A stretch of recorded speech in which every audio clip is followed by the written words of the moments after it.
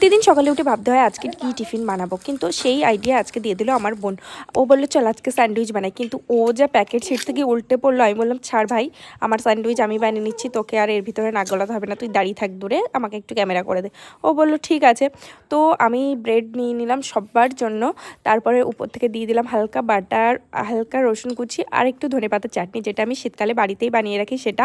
উপর দিয়ে দিলাম আগে থেকে সিদ্ধ করে রাখা চিকেন কুচি, আর উপর দিয়ে গ্রেট করা চিজ। তারপরে আমি উল্টে নিলাম, আর একটা ফ্রাইং প্যানে বাটার গরম করে উপর থেকে সেগুলো দিয়ে মুচমুচো করে উল্টে পাল্টে ভেজে নিলাম।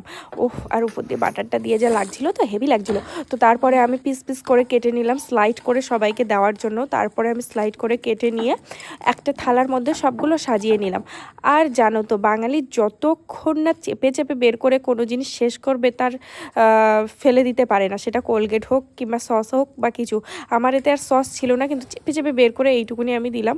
তারপরে একটু আমি দেখলাম যে কেমন হয়েছে, দারুণ লাগছিলো জানো তো। এই শীতকালে ধনেপাতার চাটনি দিয়ে আমার বোন তো একাই বসে বসে সব খেয়ে নিল, তোমরাই দেখো, কাউকে দেয়নিও।